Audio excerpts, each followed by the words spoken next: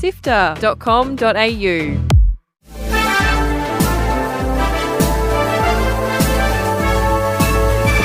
Hi, I'm Fiona Bartholomeus. And I'm Omi Koulis. Welcome to Walk Through Sifter's weekly recap on the biggest news in video games. This week, we wrap up our favourite AAA titles from Summer Games Fest, indies from Day of the Devs and Guerrilla Collective, and new hardware for VR and AR gamers. Here is the news for Sunday 11th of June. Let's go. Join the Sifter community on Discord at sifter.com.au/Discord. Summer Games Fest, Jeff Keighley's E3 killer was held on Friday, and with it was a stack of new games and release dates. Final Fantasy VII Rebirth is out in early 2024 for PS5, looking much more like the original game with playable Red 13 chocobo riding and gameplay that takes us up at least Nibelheim. There was also an update on the mobile remakes of the original FF7 and Crisis Core Ever Crisis, which features both of these games and new storylines for mobile players. Speaking of PlayStation, the long-rumoured October release date for Spider-Man 2 has been confirmed as 20th of October, which lets you switch between Miles and Peter as you swing around New York. It's been 10 years since we had a new Prince of Persia game, and next year Prince of Persia The Lost Crown arrives, returning to the series' roots with side-scrolling adventure that continues the original 1989 storyline. Sonic races along with up to 4 friends in classic-inspired Sonic Superstars, featuring playable Sonic, Knuckles, Tails, and Amy, with a 3D art style that looks a bit like Sonic Generations, and it'll be out later this year. Alan Wake 2 is out on the 17th of October and has 2 playable characters, this time with 50% of the spooks shared between them. Trekkies and strategy fans, Star Trek Infinite is a new game published by Paradox, with more news coming next week on the 16th. In the grim future of the 41st millennium, there is only war. But hey, this time you get to bring a power, as a third-person action game, Warhammer 40k Space Marine 2, announces co-op on PlayStation, Xbox, and PC. And finally, keep an eye out for Lysfanger, the Time Shift Warrior, which looks a bit like Hades, but you can split yourself in parts and put enemies where you want them, before rewinding and exploiting that weakness when it comes to PC later this year. What are you keen to check out? If you're listening on YouTube to this episode, drop a comment. Indies got their own time in the sun with Day of the Devs and Guerrilla Collective showcases, and it was packed too. Mars First Logistics scratches that Zelda building itch in a big way, where you construct Lego-like vehicles to complete tasks on the Red Planet. This game looks so cool, with a cel-shaded art style, and it's made right here in Australia. You can pick it up in early access on the 22nd of June, and head back into our Lightmap archives for an interview with developer Ian McClarty. Sheep-herding puzzler Summerhill is the new game from Alto's adventure developers, Land and Sea Games, as your working dog moves sheep through different gorgeous environments. Speaking of puzzlers, Viewfinder is a game where you snap pictures and then step into them to traverse a weird, dreamy world. This one is hard to explain, so do yourself a favour and check out the trailer before it launches on the 18th of July.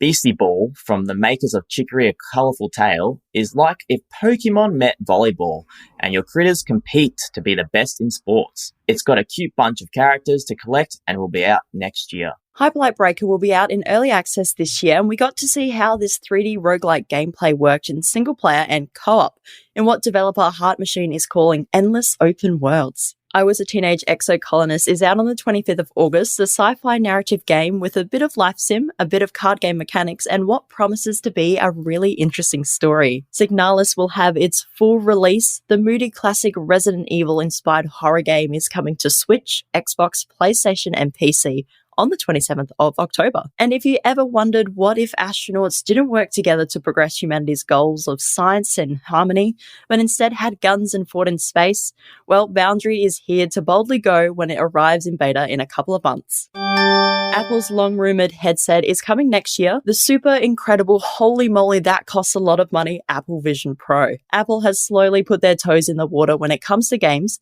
and is promising 100 Apple Arcade games playable at launch, including games like NBA 2K23 on the headset. The price, well, is $3,499 US, which is probably close to 5,000 Australian dollars, which means start saving now for the release next year.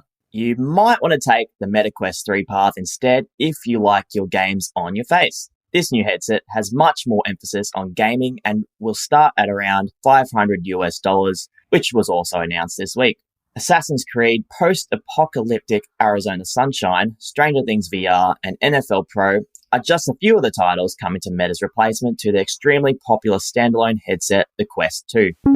Ring of Pain developer Twice Different has announced their next game, a creepy strategy adventure game called Winnie's Hole, based on the now public domain Winnie the Pooh, who is infected by an evil virus. Here is Simon Boxer from Twice Different to explain. You play as a virus inside the body of Winnie the Pooh, and it's kind of like a building exploration game where you are navigating your virus through and spreading it and evolving it and capturing cells to grow mutations and equip your soft, pudgy Winnie the Pooh into a more survival-ready beast, I would say. He is still a wholesome character in our game, but he's like naive and he's infected. So he's not kind of fully cognizant of what's happening to him.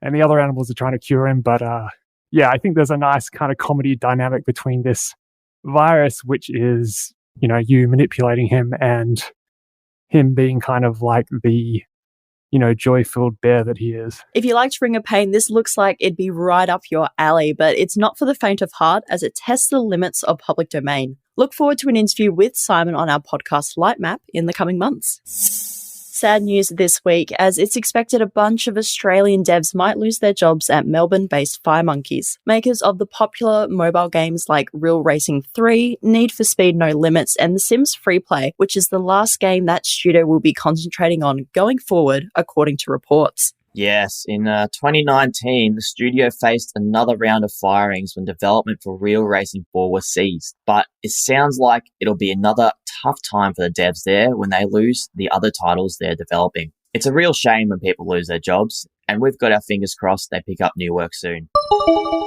Microsoft is in hot water with the US Federal Trade Commission after illegally collecting personal information from children on Xbox, which violates the Children's Online Privacy Protection Act. Microsoft has admitted that this issue was in fact a technical glitch and was fixed in late 2021, and any data that was collected was deleted. But according to the FTC complaint, from 2015 to 2020, some children's data was still retained for years. Yikes. Microsoft has agreed to pay the FTC a $20 million fine, and in a statement on the Xbox website, the CVP of Xbox Play Services, Dave McCarthy, said in reference to the technical glitch, the data was never used, shared, or monetized.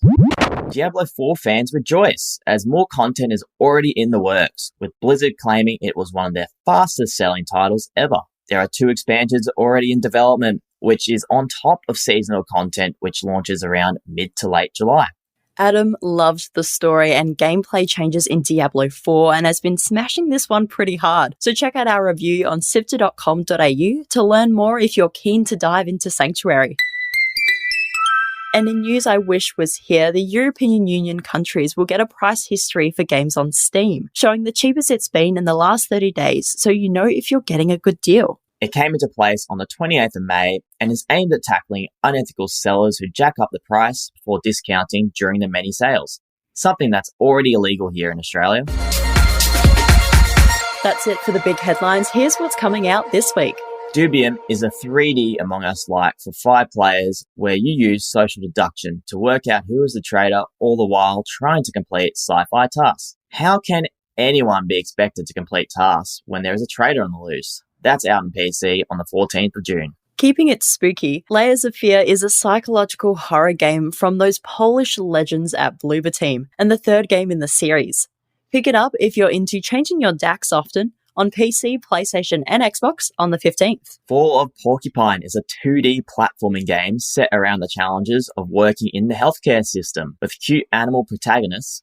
It definitely looks like a game for Night in the Woods fans. That's also out on the 15th on everything. On the brighter side, Park Beyond is a fun theme park management game harkening back to the cheerful days of Thrillville, coming to you on PC, PlayStation, and Xbox on the 15th. And strap in for more Formula One racing with the next entry in the long-running series, F1 23. Join your favourite drivers and teams in another season of close finishes, speeding into your home on PC, PlayStation, and Xbox on the 16th. articles to read, Videos to watch. and podcasts to listen to. Sifter.com.au.